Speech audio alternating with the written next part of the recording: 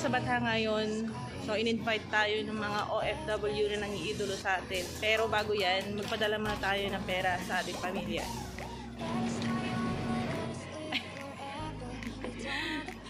So, magpapadala tayo guys ng pera. Ay, kuya. Yan guys, magpapadala muna tayo ng pera sa ating pamilya. Kaya sila. Hindi. Nagpasundo na lang ako kasi akala ko hindi bibigay yung benefits ko. Tapos eto para sa'yo.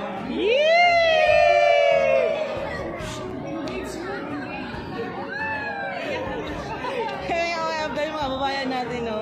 I-invite ako kumain ngayon. So, kakain pa tayo sa Jollibee, guys. Berna? Eto si Berna. Hi! Ay, wala ka ng polis! Bakit may kama ako? Yay!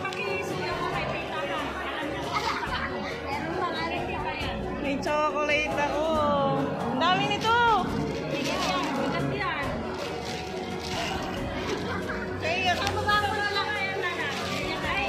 Mag-order muna ako. Okay, give me 2 pieces of chicken joy. 30. 33 for order and... Ha? 35 with peach mango and pineapple. Ito na lang lalabs. Gusto mo? Oo, yan na lang lalabs. All of 35 this. All 35 this. One order this one. Yes. And 3 for 33. Yes. Free drinks, right? Yes, yes, so please. And 2 for 28. How many days now? 4? No, only 3. Only 3, okay. And this one, 1. And then? And 28, 2. Sure, this. Yes, yes. And then? Delivery natin sila, guys. And together with the price, right? Have coffee. To give me large price. So large price then, ma'am? That's it. Spicy chicken, sir? Sorry, ma'am. I don't have spicy already. You don't have spicy. I'll give me extra gravy. Gravy refill free. Huh? Refill free, refill. Fully refill? Yes, ma'am. Okay, okay. So yan guys, nakita na natin mga kababayan, ililibre natin sila ng Jollibee. Kasama natin si Advocate Ma'am Dang. How much altogether? $14. Binigyan nila ako ng maraming chocolate. Yes, kaya siguro sila nakipagkita sa akin. So maraming salamat sa mga kababayan natin na nangiidolo sa akin. So bilang pasasalamat, nilibre ko sila sa Jollibee. Pero wala pa rin katulad yung mga Jollibee natin sa Pilipinas. Iba yung lasa ng Jollibee nila dito.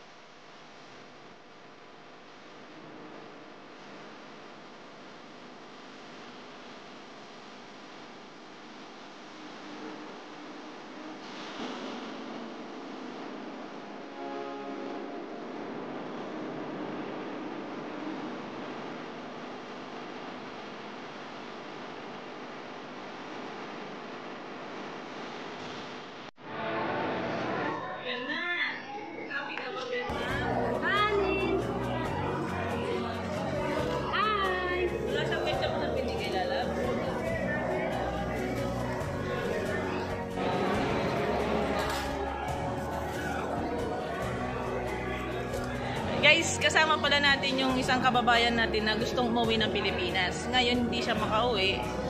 Ang ginawa niya, nagpahuli na lang sa polis. Pero ang ginawa ng polis, nuluwa siya. Binaba siya, hindi niya tinanggap.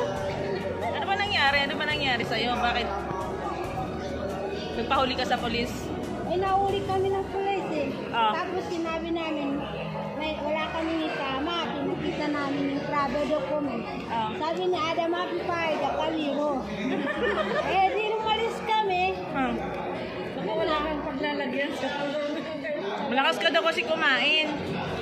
Eh, gusto, nagugutom yun. Kain tayo, guys.